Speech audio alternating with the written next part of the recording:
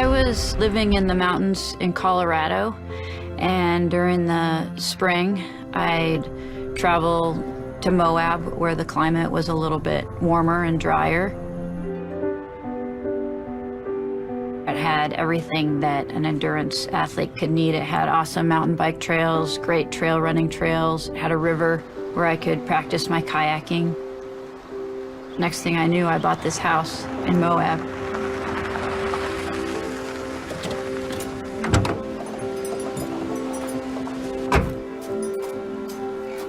Hi, Dorothy. Hi. Come on, boy. Come here. Taz, come here. I brought Taz pretty much anywhere I could. He was my running partner. I went to a puppy rescue, and that's where I got Taz. And I remember I got there, and I was kind of looking around at the different puppies. And another lady went over to Taz and was looking at him. And all of a sudden, something inside of me was like, no, that's my dog. Like, I knew right then that there was something about that dog where I wanted him. And the second that she set him down, I went over there and grabbed him and said, I'll take this one. And he's been with me ever since. I gave Taz the name Taz because he fit with the character, the Tasmanian Devil, and he literally would spin circles. He was so hyper as a puppy.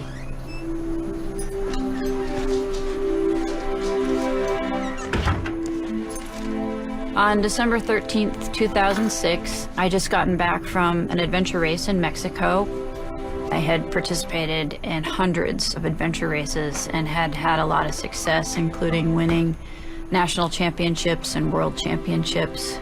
And I was competing at a professional level, sponsored, and racing nearly every weekend. So that day I had planned to do sort of a medium distance run of maybe 8 to 10 miles, just a mellow run. Come here, Taz. Come on. So I loaded up Taz, got in the truck, and headed out to the trailhead. Hi, Dorothy. Taz, come. Come on. Good job. There's a main parking lot, which is access for the Amasaback Trail. And then right by the turn to the Amasaback, there's a small parking lot that can fit maybe 2 or 3 cars. And since it was the middle of December and nobody was out there, I just took that parking spot. I was the only vehicle out there. Hold on, Taz. Taz was a little bit like my personal trainer. If I didn't get out there and run, he would, start barking at me and say, hey, it's time to go for a run. And that was because he loved to run too. Okay, let's go. Oh, wait.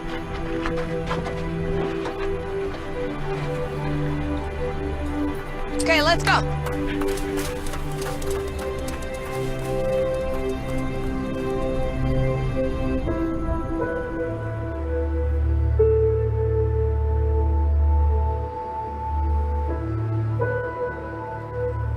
Moab is canyon country. It's known for its unique canyons and funny-looking rocks. Arches and huge canyon walls. It's just spectacular. It's a place that's very unique and different than anywhere in the world.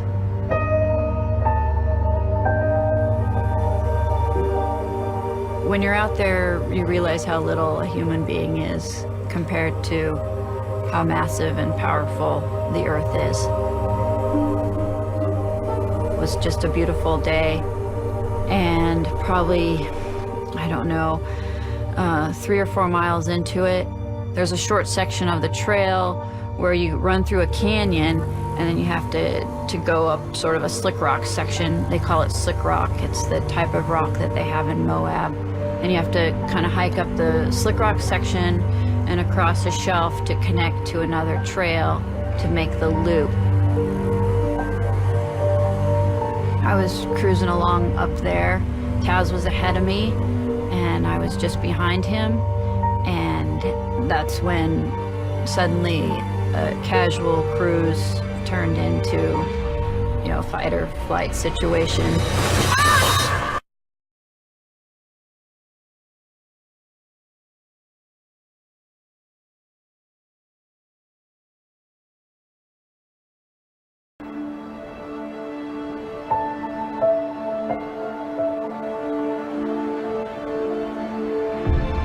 There's very few places where you can go and literally be just a mile or two out of town and truly have the sensation, and very rightfully so, that you're the first human that has ever stood in this particular spot. If you venture 10, 15, 20 miles out into the backcountry, it is truly a humbling place, because you can look around and you can see that this landscape, this terrain, hasn't changed in thousands and thousands of years, and you're just a little flea on its butt. Meaning that if it kills you tomorrow, it will never miss you.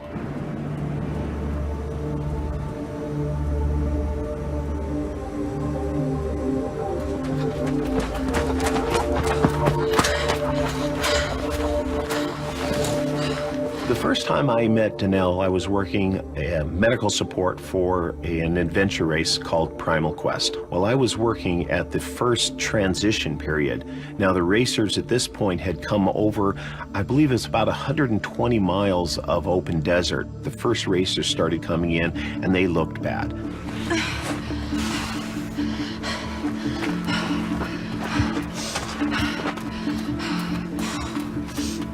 At 113 degrees, that sand is probably 160 to 170 degrees.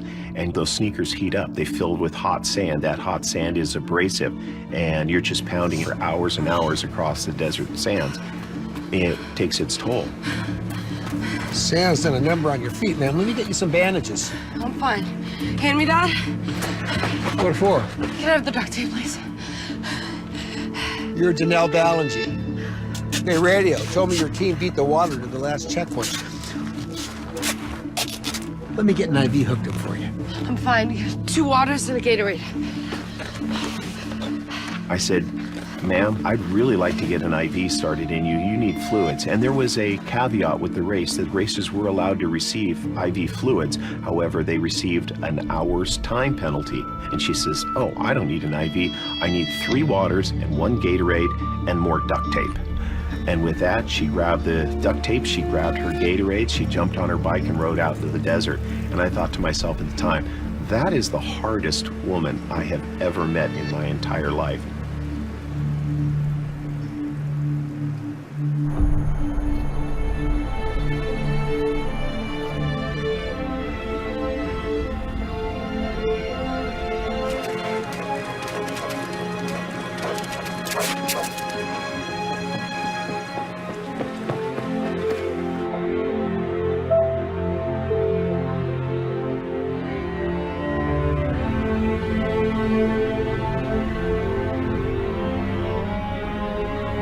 I hadn't done this route a lot of times. I've done it a few times, but it was going to be a nice sort of casual run through some beautiful terrain where I sort of connect one trail with another and make a long loop out of it, like an 8 or 10 mile loop out of it. There's a short section of the trail where you run through a canyon, and then you have to go up sort of a slick rock section. They call it slick rock. It's the type of rock that they have in Moab.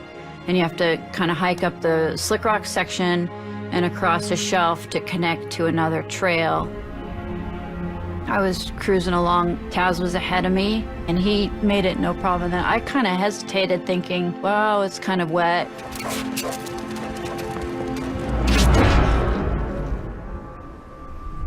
But then Taz was ahead of me, and I sort of just quickly overcame that hesitation and just kept going.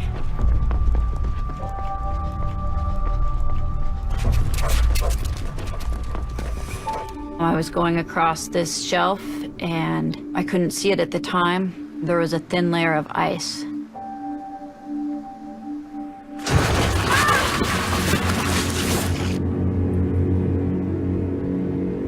My foot stepped on the ice and slipped out from under me. And so I was sliding down, and the shelf got steeper. Eventually it was a free fall.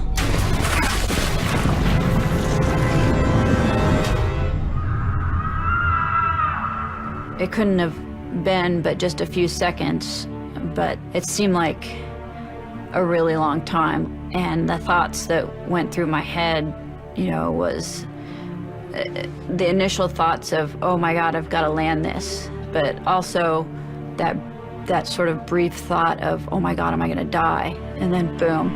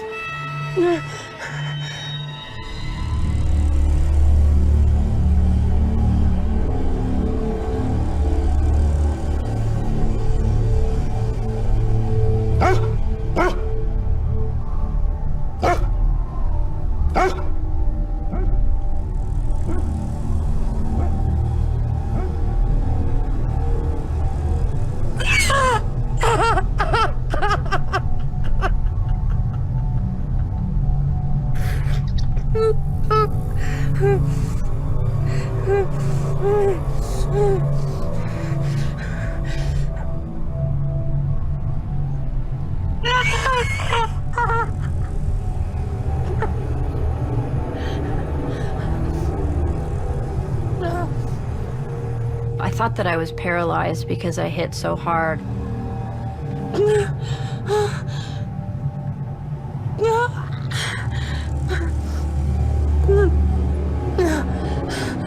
then I touched my right leg and I could feel it, and I touched my left leg and I could feel it, and I thought, okay, I'm fine. So I tried to stand up to walk out, and that's when I knew something was messed up, that I had done some major damage.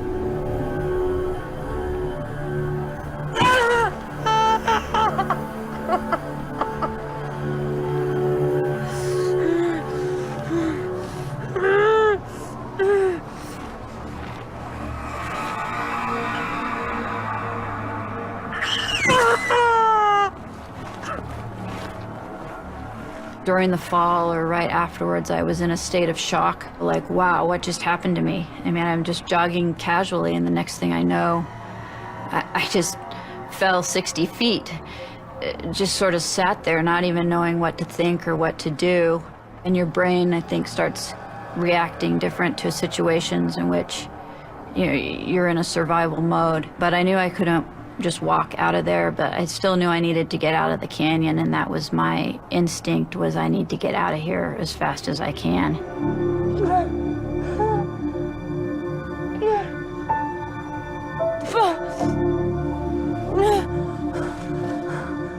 I was worried about Taz because I didn't want him to fall. I didn't know if he could get to me.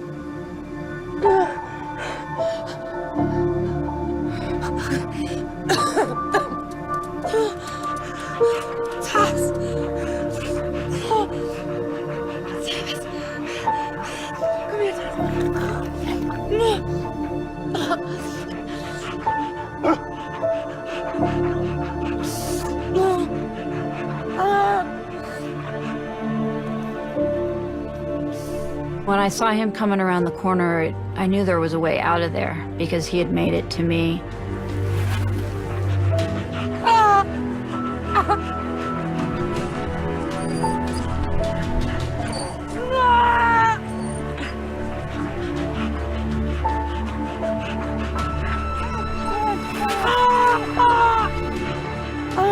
I got face down, and I would just put my hands in front and just start dragging myself.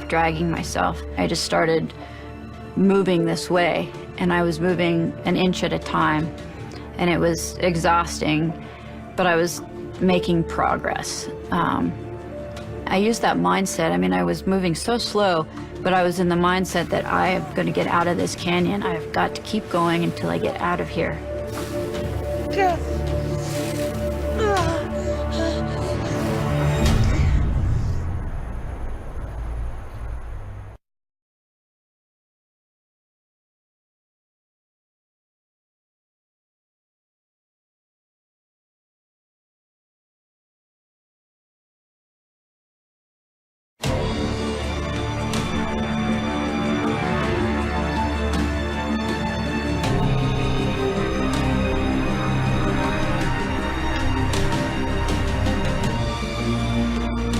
Moab is a place that draws people from all over the world following all sorts of different pursuits.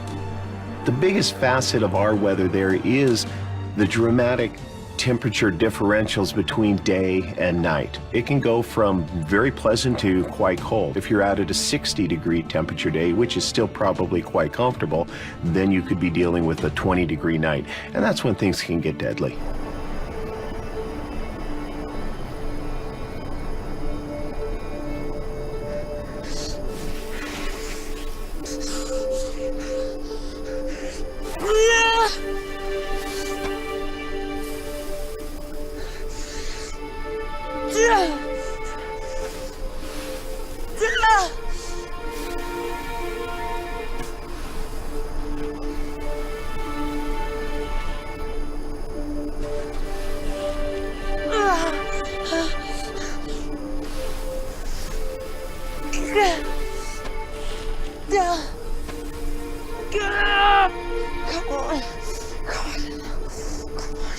I just started dragging myself. And it took me to go less than a quarter mile, right about a quarter mile. It took me 5 hours.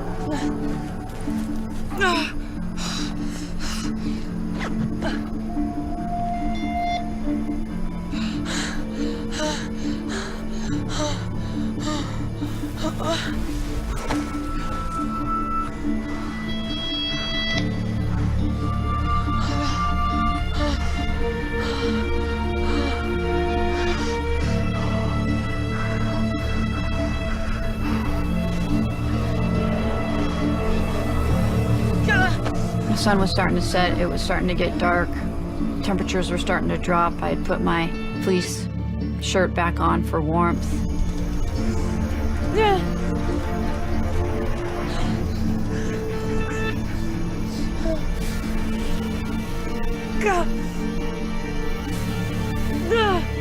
I got to this section where instead of going down the canyon, there was a small rise where I had to go up before I could go down again. And I couldn't make it up.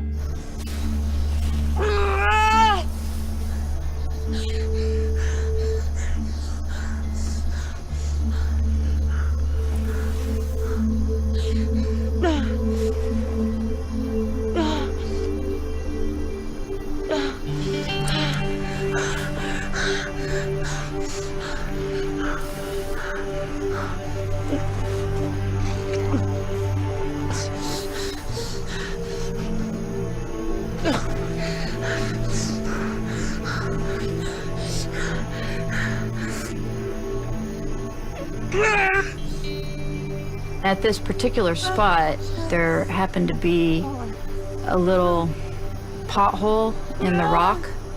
It had some snow melt in it, a little bit of water in there. I just had my 1 bottle of water and I'd finished drinking that because I knew I needed to hydrate a little bit, and then I just put my mouth into the puddle and got a drink.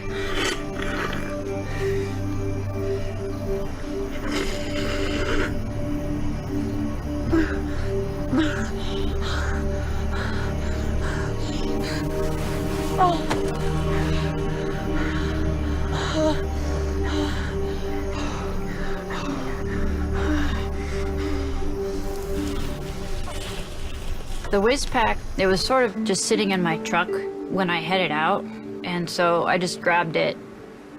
So I didn't know what was in the zip pocket.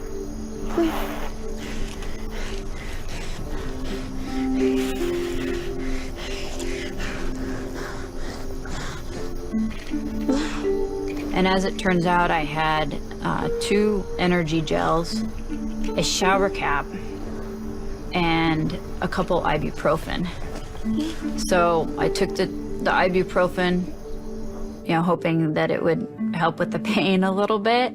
Didn't really help. I put the shower cap on my head and it helped trap in some of the heat. Come on. As funny as it is, a shower cap is what we use sort of as part of our first aid kit in adventure racing. Without it, I might have actually died of hypothermia.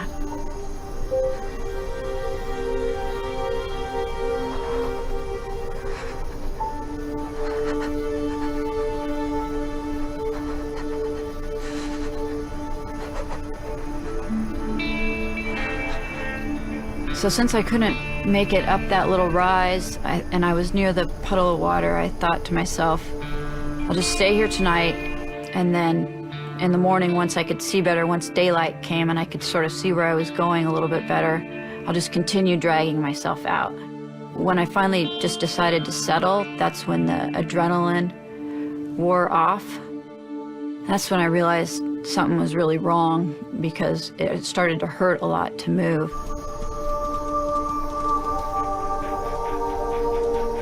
Taz came back, and I was like, man, who's gonna take care of Taz, you know? And it was depressing for me, thinking that was gonna be, you know, the last chance I get to run with Taz.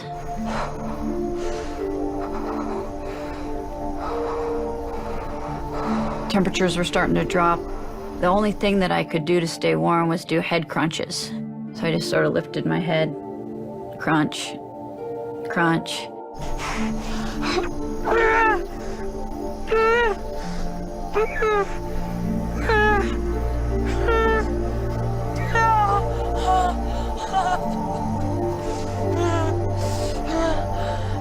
That's kept the blood circulating enough that I was able to sort of, I guess, maintain enough warmth so that I didn't slip into hypothermia and die.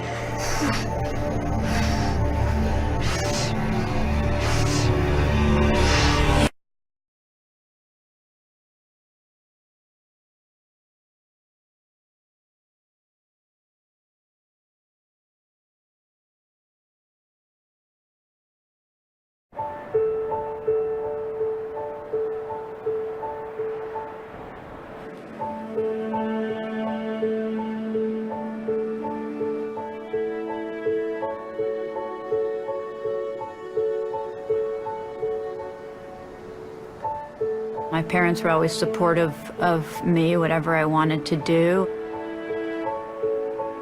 Somehow I got that gene, just to be motivated and the drive to endure.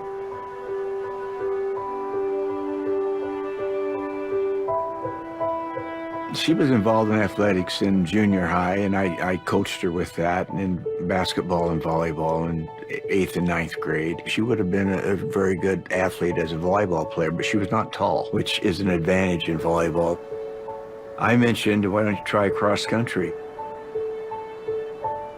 In cross-country running, it didn't matter how tall you were, how short you were, how skinny you were, how fat you were.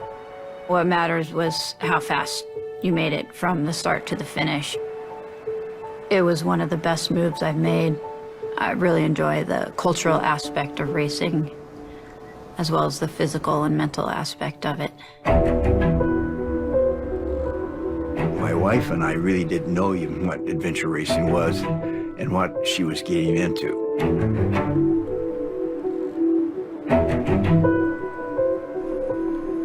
Adventure racing combines several different sports: running, mountain biking, kayaking, and rock climbing.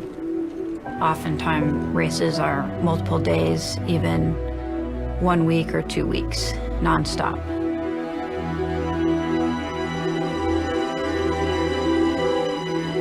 They're so far back in the wilderness that you don't really see a lot that happens. It probably was more dangerous than I thought, but they're smart. They're smart racers.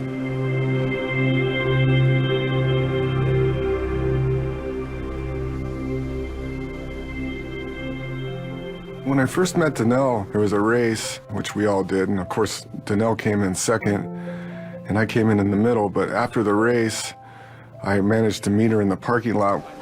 Good boy. Hey, I saw you race. Uh-oh. Flew right by me. What kind of dog is he? Mud? Are you going to Primal Quest, or? Yeah, I think so. Wait, Taz! Taz! Taz! We started formally dating shortly thereafter for a few weeks just before the accident.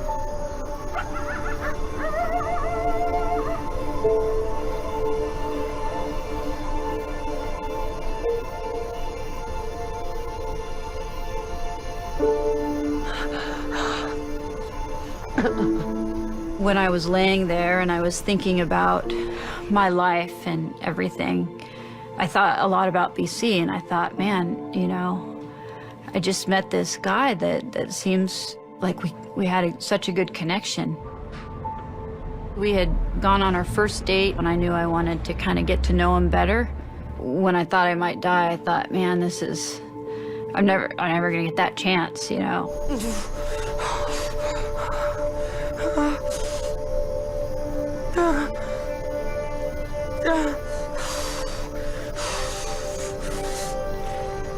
She had the mental toughness to tolerate the extreme conditions in that desert in the cold December weather.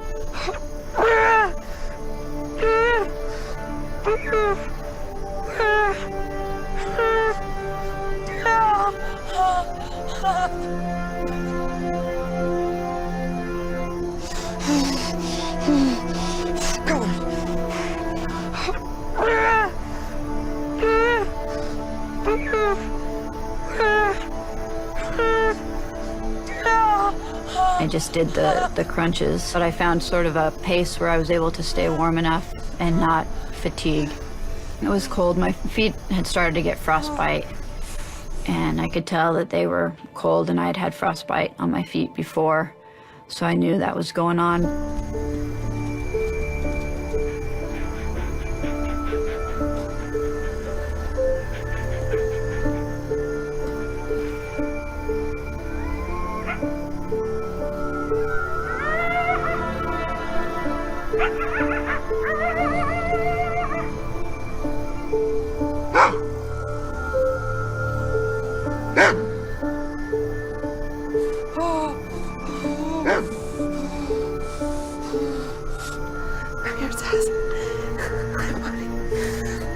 Taz was 3 years old at the time. He had become my best friend. I mean, I talked to him, and I told him, you know, good dog, and I kind of tried to get him to come lay down next to me because as far as warmth, I was gonna, you know, use his body heat as like a blanket. He did start to get a little bit irritated that night. I think he was starting to get hungry, maybe. I think he was wanting his warm doggy bed, and he was kind of wondering why we were camping in this weird spot.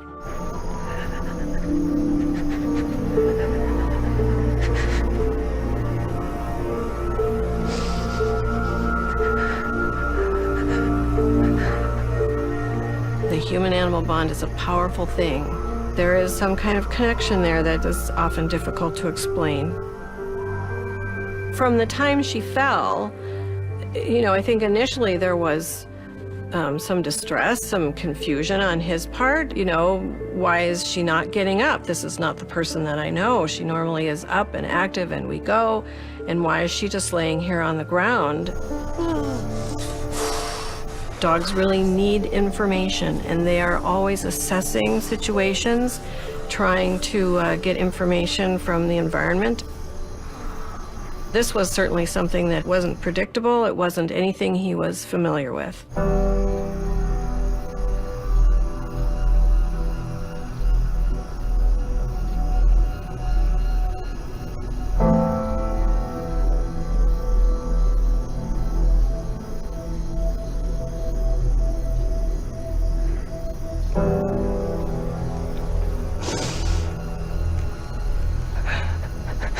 I started to think about my life.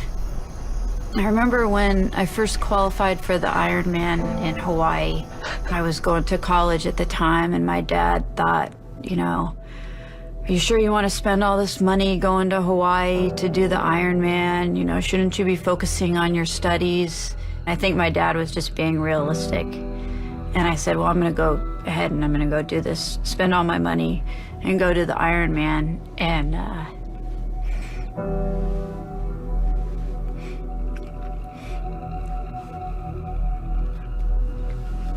And then my dad showed up at the race.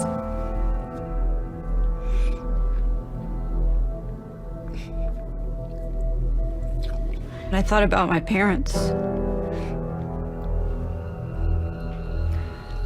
and my sister and my friends, and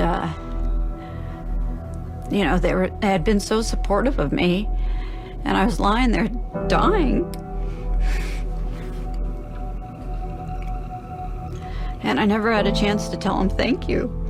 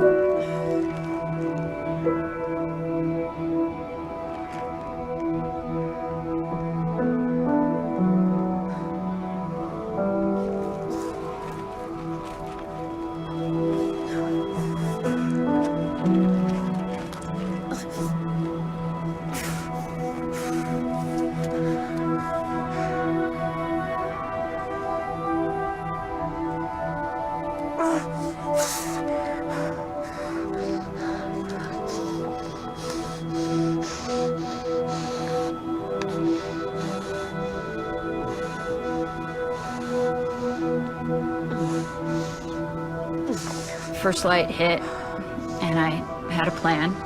I remember that first morning sort of irrationally thinking, okay, I'm gonna take this energy gel and then I'm gonna drag myself out of the canyon. So I tried to, and I couldn't move.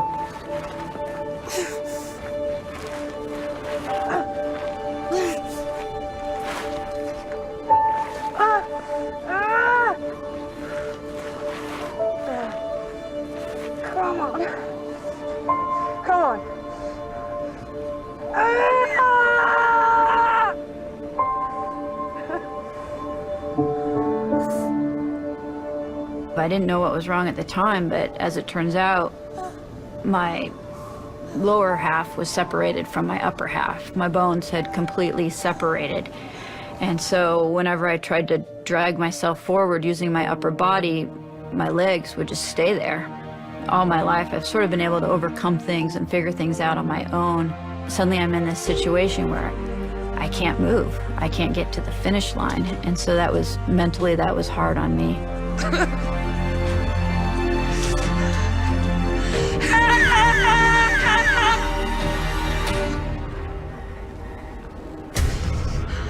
I realized that I need help, and I also realized that nobody knew where I was.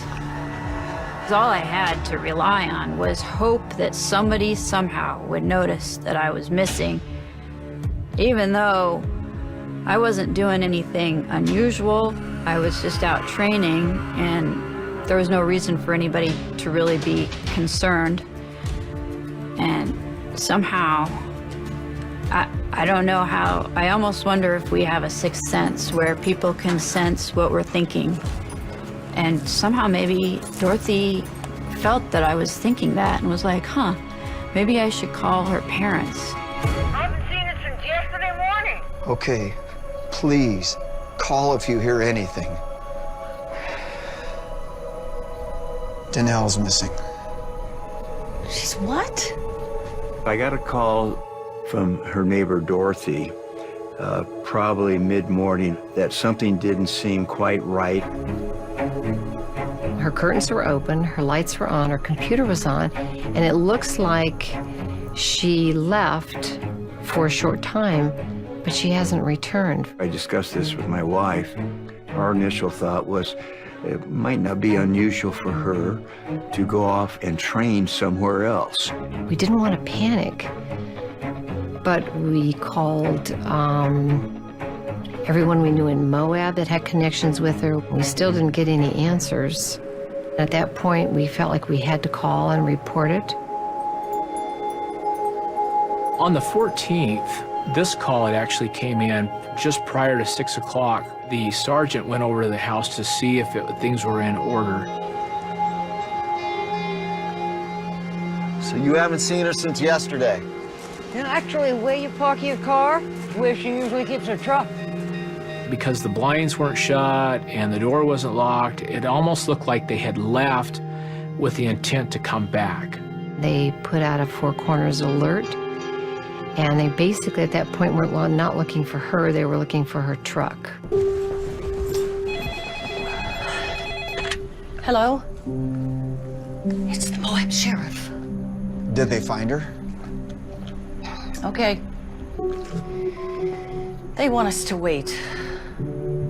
And we were ready to leave because I had this feeling that if she was lost or something had happened, I knew I could find her. I'm sure I could not have, but I knew I could find her. And at that point, the sheriff's office had called and said, no, we really don't want you to come out.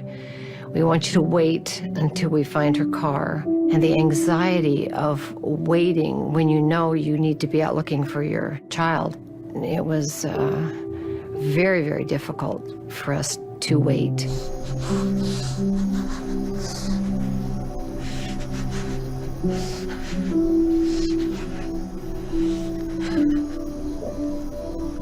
I had to face that second night, and that second night was hard. It was cold, and I could feel around my midsection this huge lump.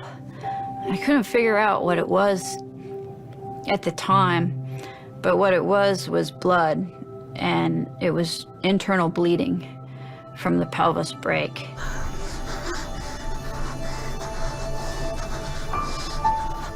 I guess most people die from these kind of injuries within 8 hours.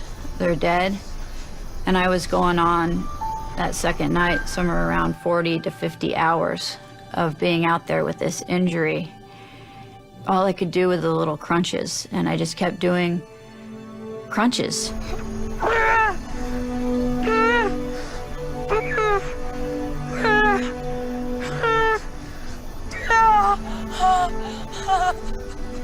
The stars that night started to look like blurs, and I had lost so much blood that I wasn't able to see clearly.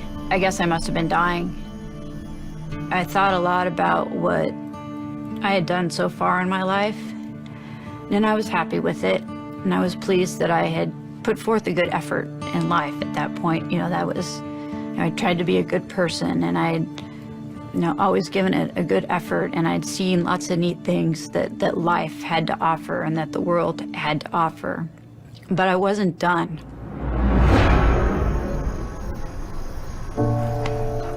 Ellie, come on. Wake up. Stay awake. Come on. Come on. You got this.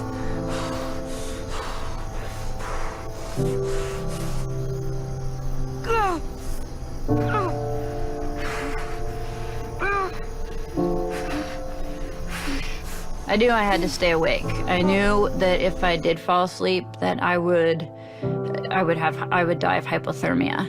And I think the cold alone, knowing that it was cold and that I had to do crunches in order to keep warm, helped keep me awake. I remember hearing voices in my head that were similar to like adventure racing when, we'd try to sleep for a little bit, and then my teammates would wake me up, and they would be like, come on, Nellie, like, come on, wake up, Nellie.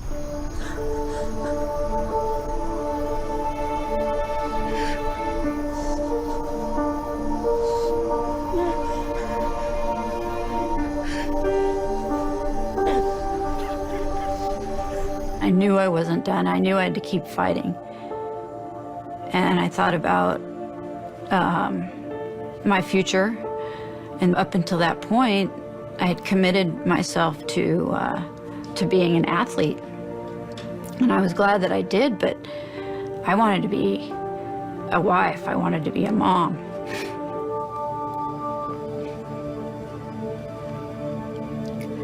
I wasn't done living my life. I still had a lot of life to live.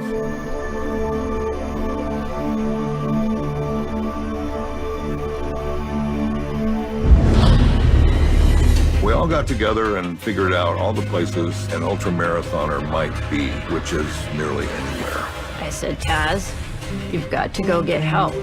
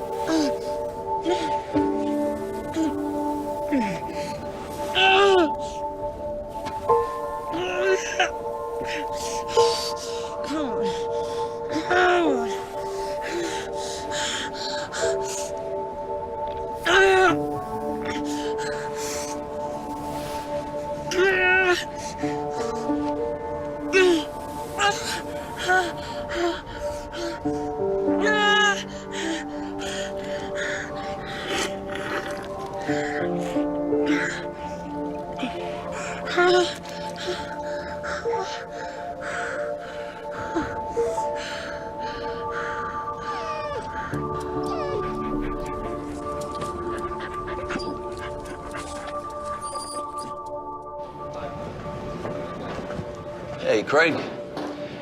We have a missing female who hasn't been back to her house for 2 nights now. She's a big athlete, an adventure racer. Some of the neighbors think that she has probably gone off into the desert running. What's her name?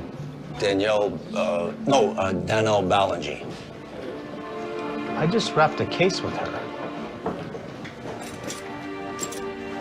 I first met Danelle Ballingy and following up on a check fraud case.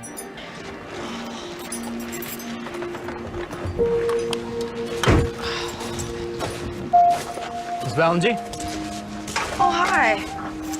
I was living in both Colorado and Moab. I would rent my house out in Moab while I was gone, and I would just keep one of the rooms as a lock-off where I would come and visit when I was in Moab and I was doing my training. And I had to kick the tenants out because they were causing problems. And when I kicked them out, one of the tenants actually stole some checks out of my checkbook. They caught him, and so a detective on the case came over to my house to ask me a few questions, and that was Detective Shumway. Any news? We found the people who stole your checkbook. Now you just have to decide whether or not you want to press charges. I only vaguely remember the encounter. I do remember that he was a very, very nice and very calm, and he asked his questions and then went on his way. Typically, when you're doing a follow-up with people in cases like that, they may be grouchy because of what happened to them, but she was a really kind and polite person.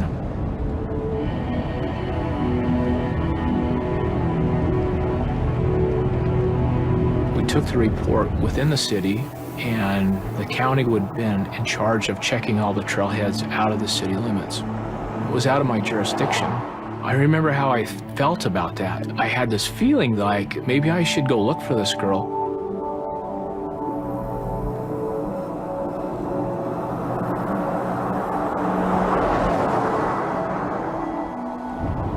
I was going to go out and check an area north of town. And there's a whole bunch of trailheads out there, and the reason I chose that was because it was so open to the sun. I thought if I'm going to go out trail running, and I run, I would go out there where it's more open and things are more thought out. After I checked the first one, I had this feeling that come over me that I needed to go back into town. I pulled up in front of her house, the pickup wasn't there. I turned off my vehicle and I relaxed, and I asked myself, I posed the question to myself, okay, where is she? And when I did that, in my mind's eye, something happened. And at that point, I knew where the pickup was at. I drove from her house down a road called Cane Creek Boulevard. And this trailhead is called the Massaback Trailhead. And there's a series of parking lots.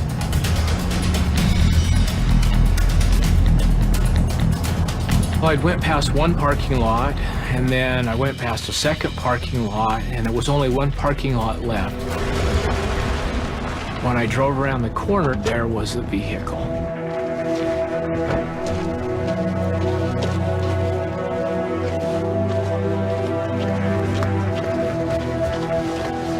There was no cell phone service in the canyon.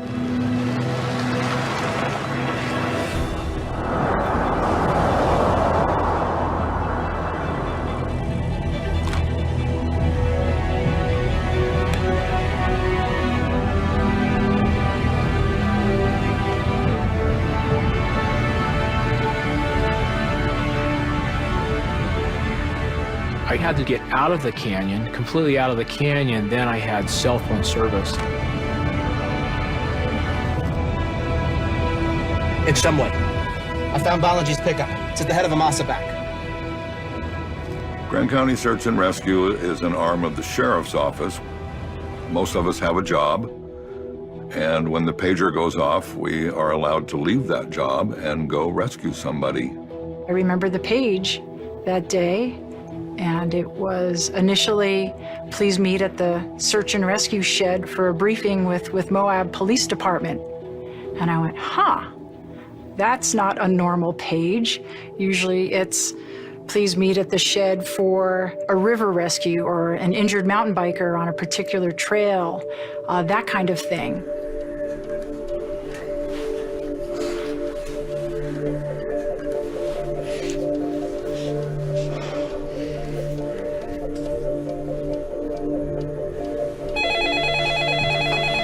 Hello. Okay, they found her truck. As soon as we found out that the Moab people had found Danelle's truck, we jumped in our car as fast as we could. That was the first point when we thought, well, we really do have a situation here. We really do have a problem. She could not have left the truck and spent 2 nights and most of 3 days out there without something very serious having happened. We have a single female that's been missing for at least 2 days. We think that she's in the backcountry. Now, that's 2 nights out there. With only about 4 hours of daylight left before it's 3. We all gathered around and met with the deputy. He said, we're looking for some sort of, I guess, a triathlete. They were out probably doing a training run. And this person, name is, and he struggled with the pronunciation. But when he said Danelle Belela, I go, Belangi? He goes, oh, yeah, do you know her? And I said, well, I know of her. Well, her pickup was found at the Massaback Trail. We're going to be looking at anything within 15 miles of that. Oh, and we've heard that she usually trains with a dog. So keep your eyes peeled for any domestic dogs, okay? All right, let's move, people. What do you know about her? I met her once. Leaves an impression. Real tough. 2 nights in the desert tough? If anyone can go 2 rounds with Moab, it's her. I knew this was not our normal call. This wasn't a lost tourist. It was just a couple hours before sunset because they were very panicked on getting in there to try and find her before it got dark to get her out if she were still alive. The worst came to my mind. She may not have survived. We might be very lucky if she's still alive. It was December. I know the terrain, and to be out in that type of situation and not being able to get out. Someone as accomplished an athlete as she is, then it had to be very serious.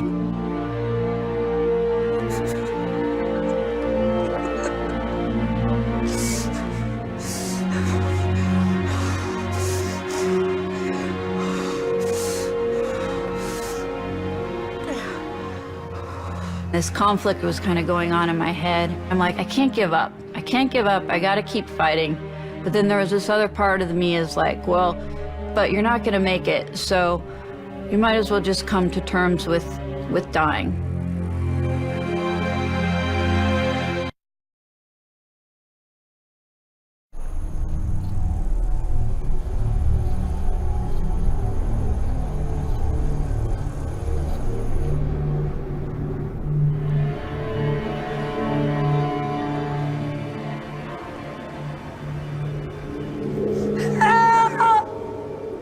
Stop!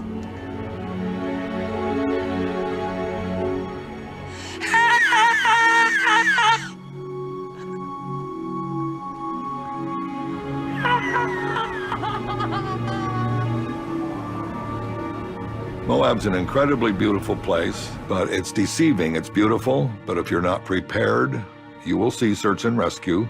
John had gone to the briefing, and he called me, and he said, there's someone who's been missing for a couple of days, and you know who it is. I always knew about the big names of adventure racing. I had friends who were elite racers and professional racers, and it's a small circle.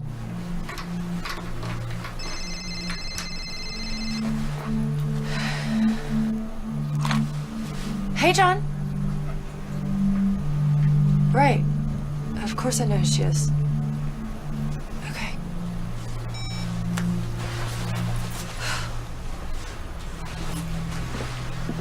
I said, well, I can leave and go help. So tell me, you know, where we're going and what needs to be done.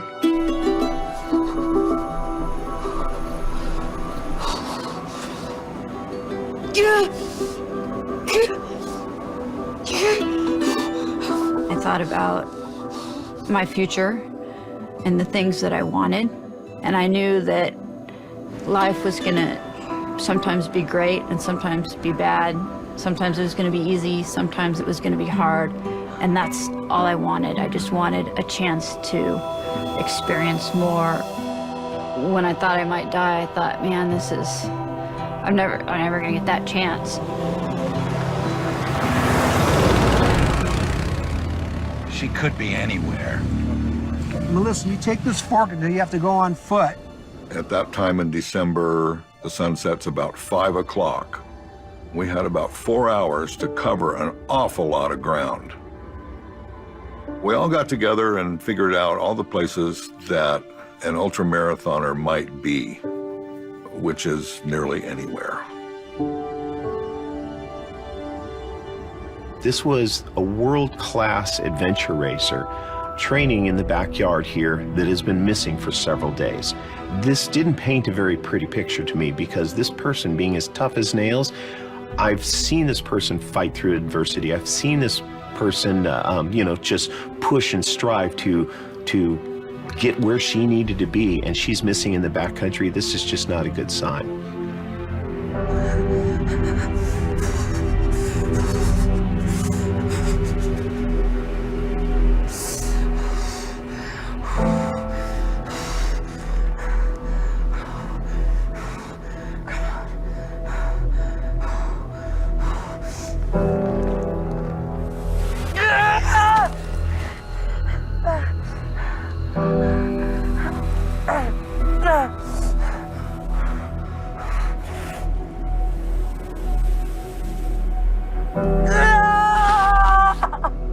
Kept making one more effort to drag myself out of there.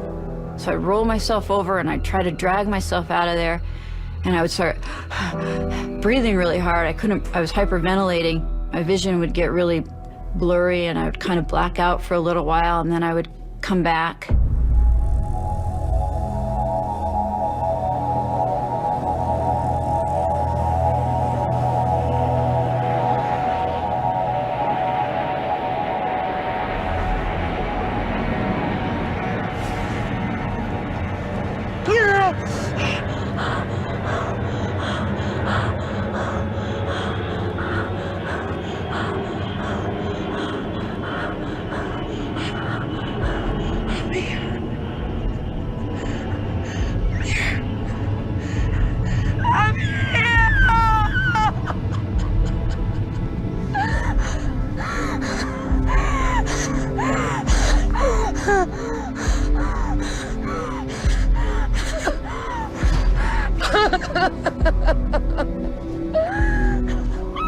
All these sounds would come and go, and I'd get hopeful, and then it was just somebody in the distance, or it was a plane overhead. And this had been going on for 2 days, and I would hear it and scream for help, scream top of my lungs, and then the sound would go away.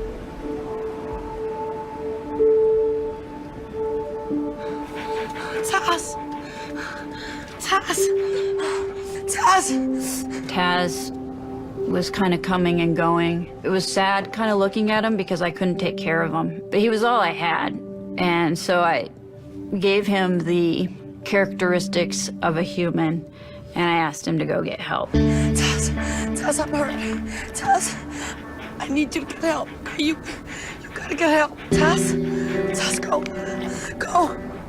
Go, Taz, go.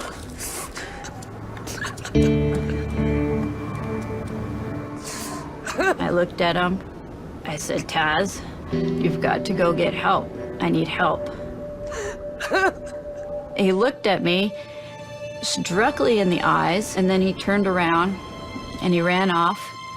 And I looked at him, and he looked back once again. Almost, I guess, as he was like nodding when he looked back, like, okay, I got it.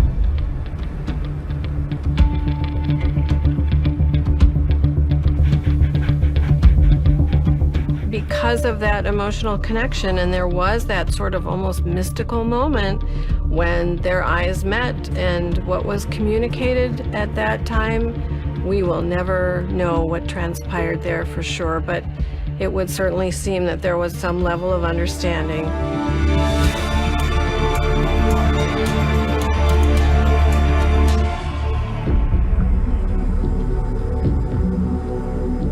When the pager goes off, I think all of us figure that who we're going to get is alive. And we keep that mindset because it's an urgency. It makes you focus. It makes you cover your job thoroughly because you want to find this person alive like you think they are. As we were all getting our various equipment, this dog came running up through the crowd. Whose dog is it? Didn't Kruger say something about Donnell sometimes training with a dog? Hey, get on the horn, get a description of her dog, and someone check the tags. We're going, does Donnell have a dog? I don't know. Does she have a dog? But this dog was not about to be caught. This dog just ran through this huge group of people and vehicles and kept on running down the road. And we're just going, what?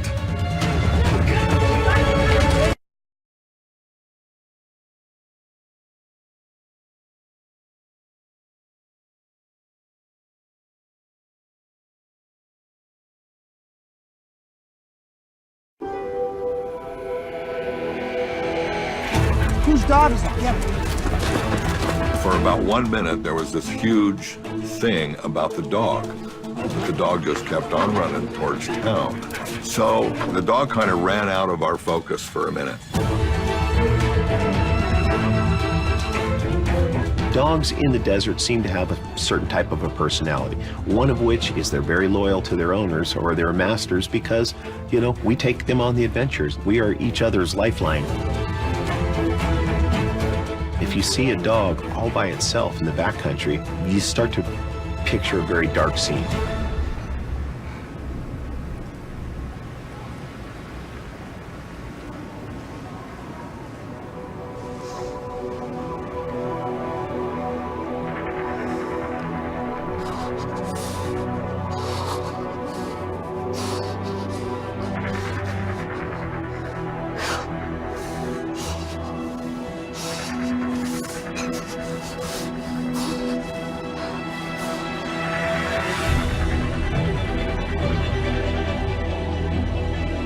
About a mile down the dirt road, there was another single track trail, a foot trail. John decided to send me down that way.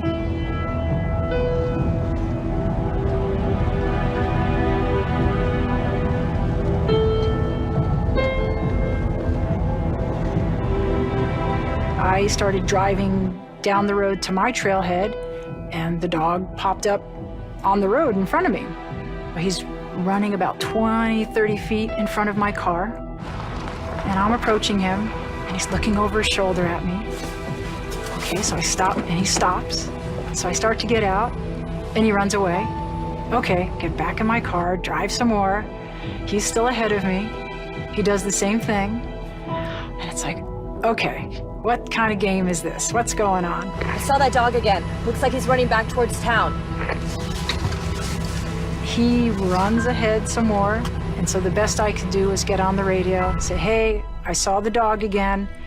He's on the road back to town.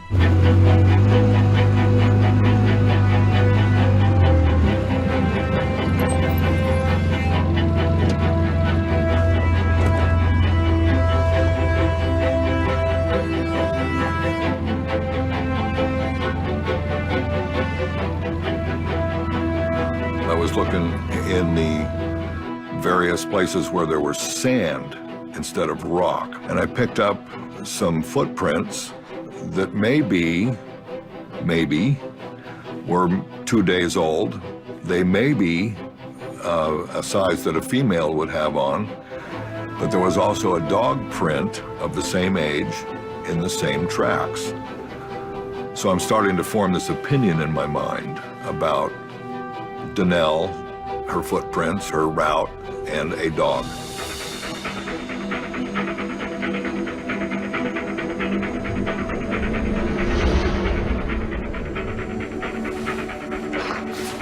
I looked down into the bottom canyon and I saw this medium-sized brown dog coming back from the direction that had disappeared. And lo and behold, it starts up the Masaback Trail behind the two Polaris Rangers.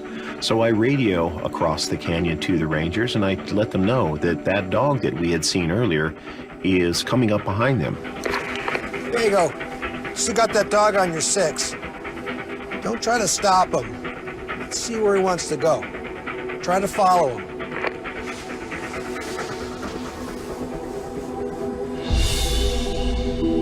Don't try to stop this dog. Let's see where this dog is going. There's a good chance that it's on to something.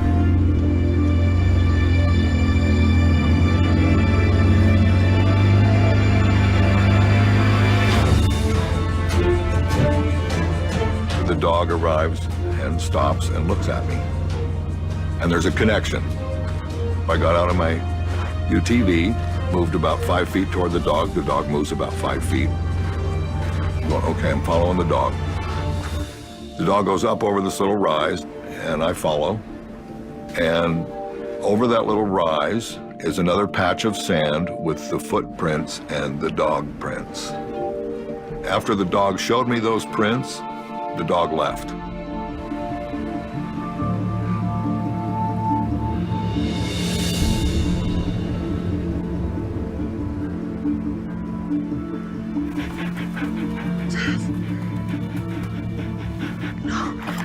Tess, no, please, Tess, I need that. Stop.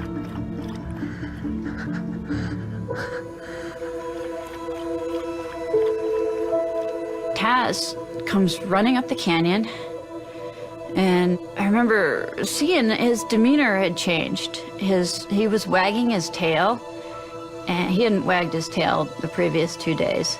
Then I hear this sound. So I got this burst of adrenaline thinking that somebody might be coming.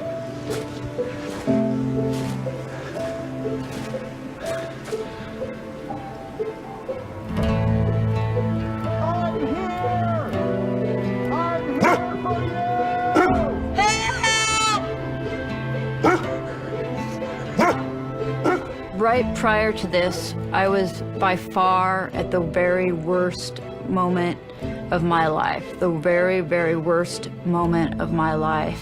And I start screaming for help, and he says, "I'm here for you." And that was the very best moment of my life. The moment I heard the scream was incredible. It's one of the sensations of my life that is unforgettable. I'm coming down there!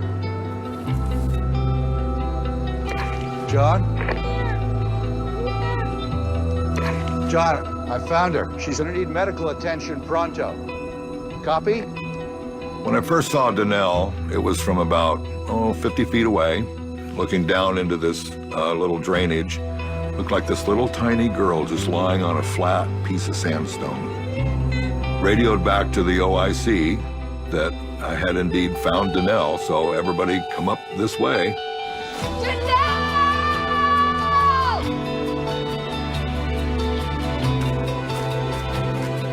We have found Danelle. Repeat, we have found Danelle. Copy that. On the radio, I hear Bago's voice. He said, I'm with her. She's good. All is okay. I'm here. I'm here. Here. Okay. Here.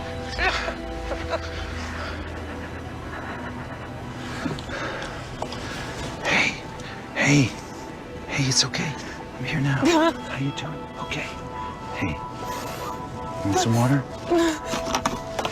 Here, let me help. Here. Okay, not too much. Okay? You alright? Okay. Rest. Okay. All right, listen. We don't have a lot of time. What? Gotta get a chopper in here before sundown. So tell me, what's your major complaint? What's the most pressing issue? I think I broke my pelvis. I wrote this stuff too. Okay. I said, okay, what's your chief complaint? And she said, well, I think I broke my pelvis. Okay, that's not so good. That's a major injury. I bet you're kind of cold, huh? All right, look, I'm gonna go back up to my... No, please. I'm just gonna go let them know exactly where we are, okay? And then I'm gonna bring you back a sleeping bag. Get you nice and warm. How'd that be? Okay? Here. Yeah, you're a good boy. Boy, that's a great dog. That's a great dog. Okay. Here's the canteen right here. Okay. Thank you. Okay, I'm just glad we found you.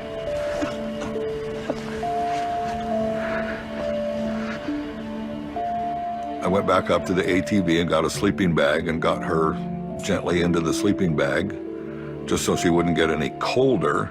Okay, you're gonna be fine. We're gonna get you out of here. When Bago came over the radio and said, I'm with the subject and she's 10-4, we were all excited to hear that news, but we knew our rescue wasn't over. We still needed to get her out of this very precarious canyon.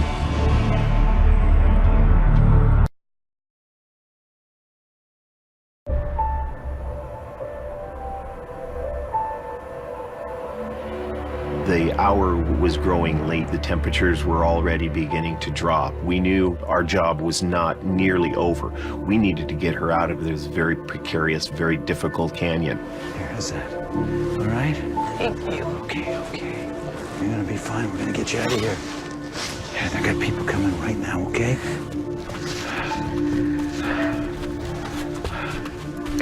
John, there's only one spot we're gonna be able to get a chopper in. So, better get a move on it. We're losing the light. The problem became getting word out of exactly where we were and getting a helicopter in. Helicopters like flat spots to land on. And I'm in a pretty narrow canyon, so I'm wondering if I can find a place that you can land a helicopter. Because of this very tight canyon, it had a limited window of ability to fly in there in the fleeting light. So it truly got into the canyon on the last few minutes of its available flight day. Literally minutes.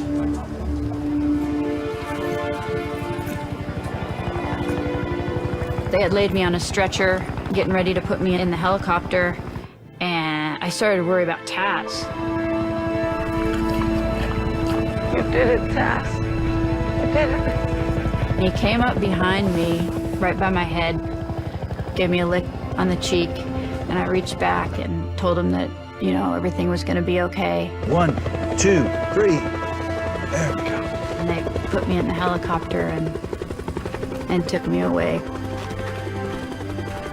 We were heading for Moab. They had actually found her at that point and called us. And of course we're driving and we're crying. And we're just so relieved that they found her.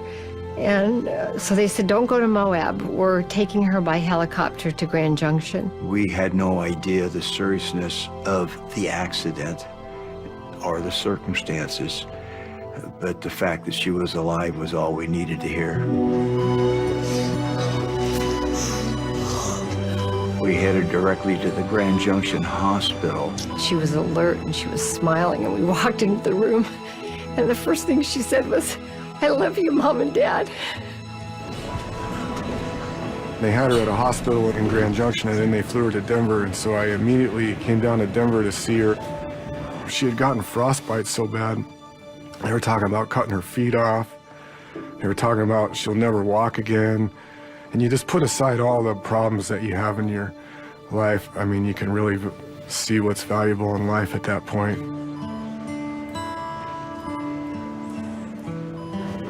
How do you feel? I've been better.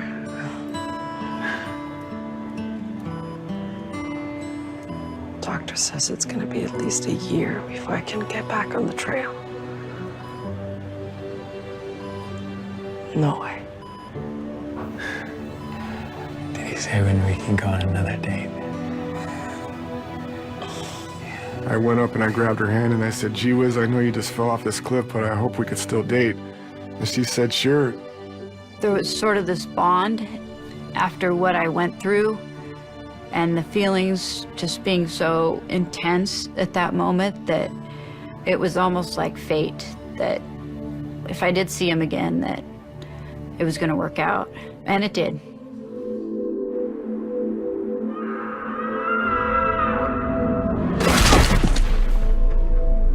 With the injury that she sustained, the right side of her body and her lower leg were now really no longer connected through any part of the bone.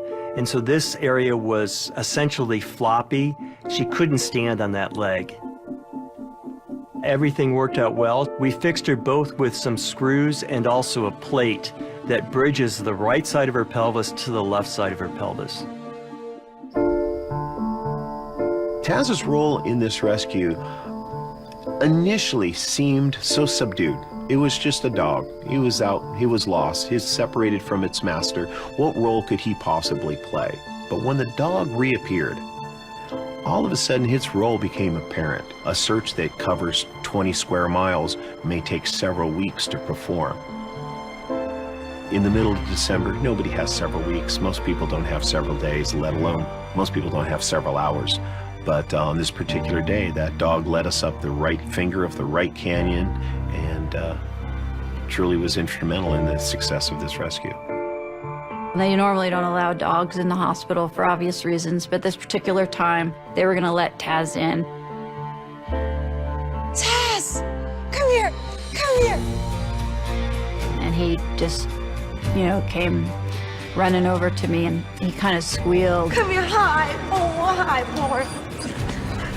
I think it was pretty emotional for him to be able to see me. And of course I was, you know, excited to see him. My sister lived in Denver, not too far from the hospital, maybe a half mile or so. So they brought Taz back to my sister's house. And sure enough, they opened the door at my sister's house. Taz goes running out the front door, jumped the fence, starts running down the street, and Taz went straight back to the hospital. And he made it, he didn't make it successfully into my room, but he did make it to the hospital where they said, sorry, no dogs. Taz is a very special dog for all of us, and it's hard to imagine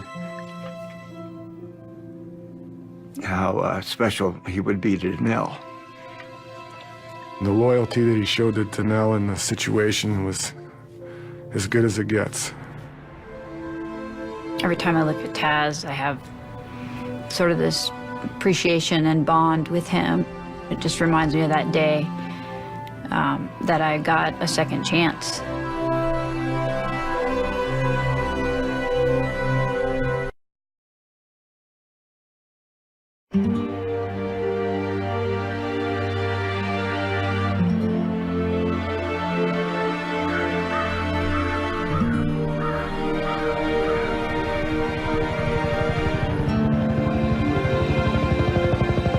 not too often that you actually save a life. Usually you just go help somebody back to town. This time it was save a life. After the surgery, I was in the wheelchair for a couple months. I developed for myself a training plan as part of my rehab. I kind of started just rushing through wanting to do these things that I had envisioned there when I was dying. Like, I was just so excited. And adventure racing is like the ultimate of living. So I signed up for an adventure race, and I did it, and I did pretty good.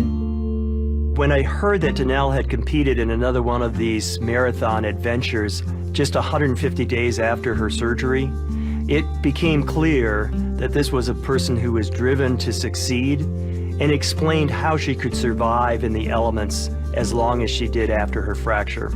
I did have to go back in the wheelchair after the adventure race because I was so sore, but it was, heck, I was alive, and so I was gonna do what I love to do. I was back to living full force within a couple months after the accident because I could.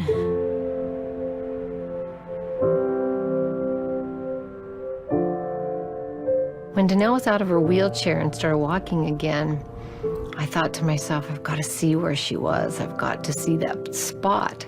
So we got a whole crew together. We got a lot of the rescue people together. We got Taz.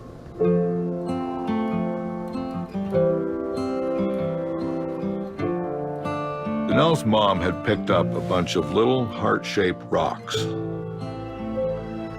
which she put right where Danelle was lying. I about lost it for that one. The mom and the heart-shaped rocks. That was good.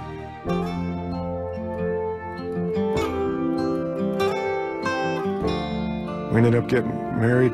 Today we own Milt's Stop and Eat Drive-In Diner in Moab, Utah. We have two wonderful little boys, 7 and 5. I'm so happy that I cry every time I think about it.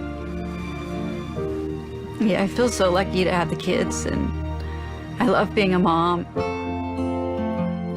Having my two boys is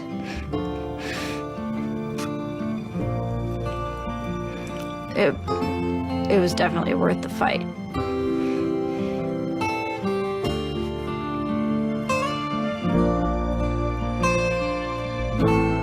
Taz is still alive today. He doesn't run with me anymore, but he's doing good. He's in good health. I take him for walks every day. Taz could have left. Taz could have just left if all he was concerned about was his own self-preservation, but he did not. It's just so evident that they had such a strong bond.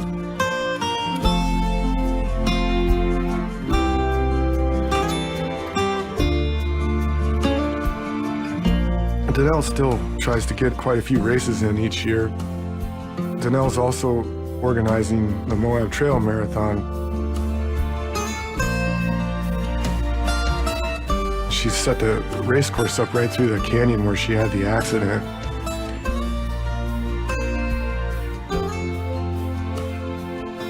John and I do backcountry medical support for events. Our aid station is at the spot where Danelle spent those 2 nights. There were so many things that occurred that resulted in her rescue that were so fortunate for her and for all of us. Any one of those that had not happened, she wouldn't be with us today. It's something I think about all the time. How in the world was I so lucky that somehow these people, my heroes, were able to get to me? Every time I look at anybody that's part of the search, I've got this, my heart sort of beats extra strong, and I've got a special place for them, and they'll always be my hero. Taz is not only my hero, but he's also my best friend.